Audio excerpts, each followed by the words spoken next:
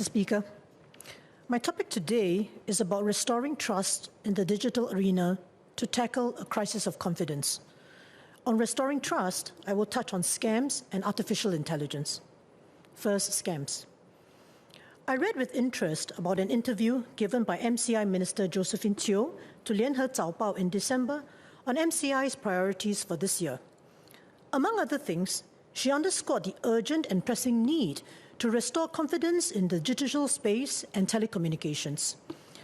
On scams, and in particular scams through phone calls, IMDA has revealed that out of the 1.6 billion international calls received in Singapore each year, about a quarter, or 300 million, were suspected to be scam calls and were blocked by telcos in the first 9 months of last year.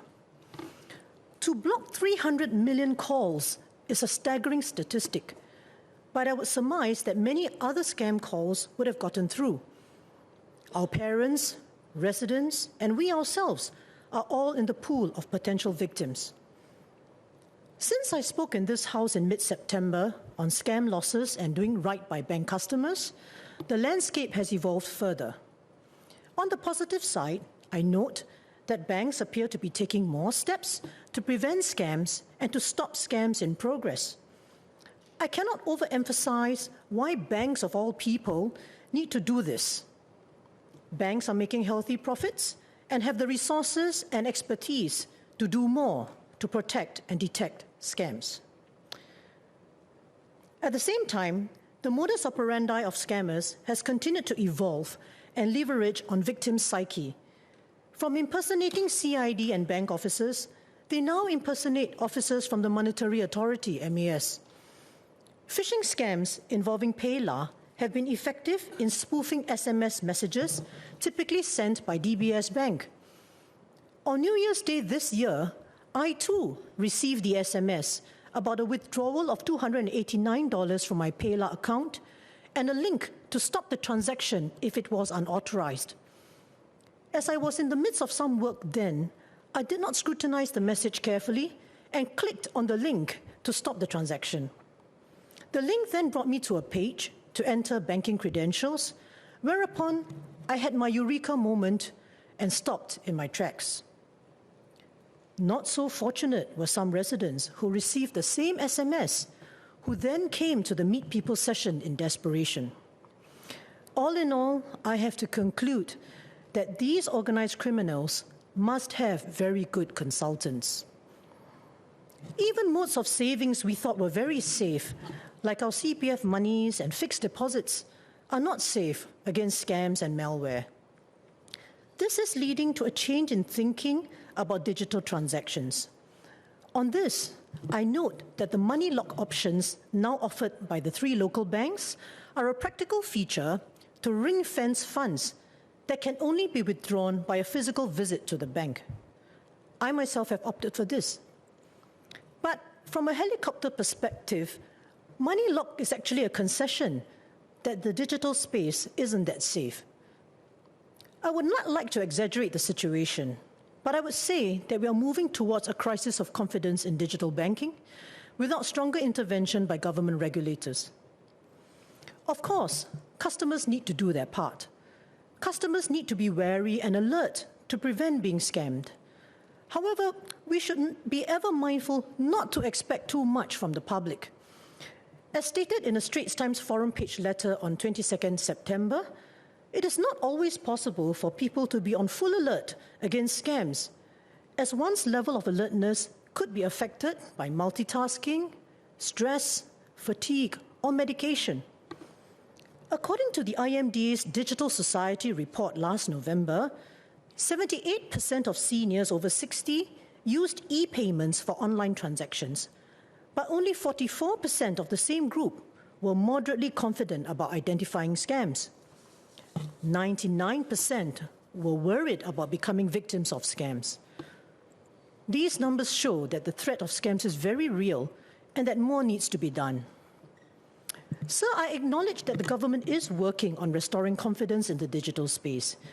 The MAS has been working on further regulating banks, and more must be done on prevention and loss sharing. I have spoken on this previously, and shall not repeat myself today. I have also made a submission to the MAS on the risk-sharing framework for scam losses. Sir, given the unequal bargaining power between banks and consumers, the MAS should be mindful that the public look to it as the bank regulator to ensure that banks behave responsibly and ethically. Over the last few months, I've received skeptical feedback from some members of the public that the bank's interests will always be protected at the expense of the customer. I hope that the MAS will demonstrate that this is not true. On the more general issue of digital communications and services, I acknowledge the potential of the Online Criminal Harms Act to prevent scams.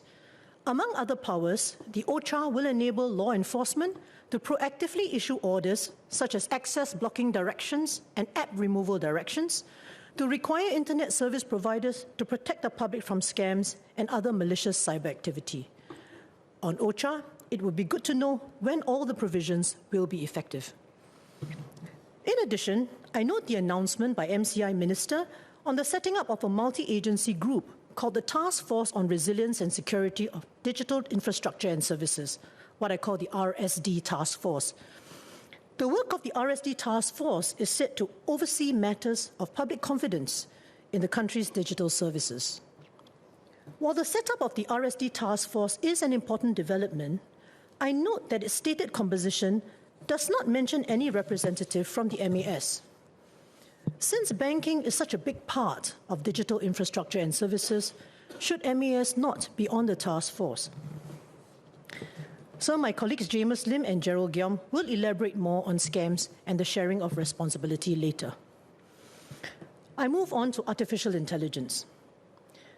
2023 is generally hailed as the year when ChatGPT came into the world's consciousness and everyone started exploring its potential. The focus is now shifting to how AI tools can be deployed at scale as AI develops in sophistication. From asking AI to carry out a specific task, AI tools have gone from classification AI to generative AI, where content is created, like mimicking voices of loved ones. It has further developed into interactive AI, where AI tools can interact with humans to reason and arrive at watershed decisions affecting work and personal lives. Last year, the government published Singapore's National AI Strategy 2.0.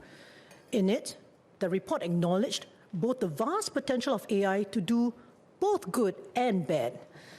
The bad aspects included how AI could amplify harms, such as enabling scams using deepfakes, spreading disinformation, and others. According to Channel News Asia, the prevalence of deepfake videos in Singapore jumped 500% in 2023 compared to the previous year. We should be acutely aware of AI's pitfalls and the need for AI regulation to ensure that Singaporeans remain safe online. So I believe the government is closely watching for the potential pitfalls of AI. It set up the AI Verify Foundation, which published a discussion paper last year entitled Generative AI, Implications for Trust and Governance. The paper was stated to be targeted at senior leaders in government and business, advocating for more discourse and collaboration on building an ecosystem for the trusted and responsible adoption of generative AI. Among the emergent risks of generative AI listed by the paper were the making of mistakes, copyright infringements, and the spreading of toxicity and cyber threats. Apart from these emergent risks, the fact that AI will lead to job losses and disinformation alone will erode public trust in the digital arena. Across the world, the fundamental question of whether human beings really want to go further with AI is being asked. There is growing concern about creating more powerful AI tools that may replace the human function and even control human interactions. The concern comes from those in the AI industry as well. For instance, there is a non-profit organization based in the United States called the Future of Life Institute. Its multidisciplinary international team engages in policy work aimed at improving AI governance. In March this year, the Institute launched a petition calling for a pause in AI development beyond GPT-4. The petition gathered more than 33,000 signatures, including those of CEOs of AI companies. Some of the big questions identified for reflection include the following questions: whether we should let machines flood our information channels with possible propaganda and untruth, whether we should automate away all jobs, including the fulfilling ones, and whether we should develop non-human minds that might eventually outnumber, outsmart, and replace us.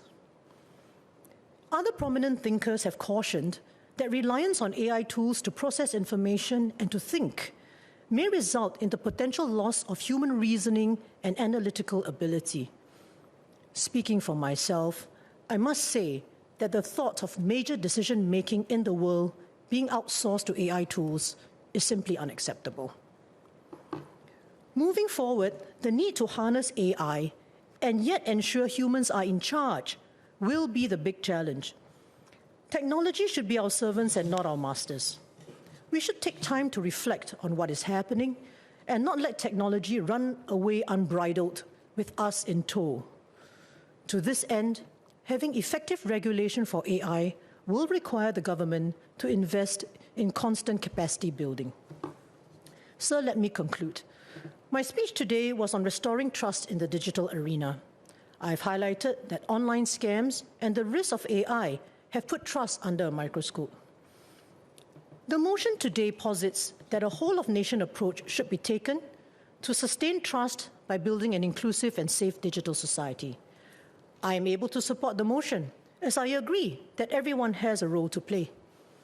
Nevertheless, for the reasons I've stated, my view is that it is incumbent upon the government and businesses to spearhead this effort.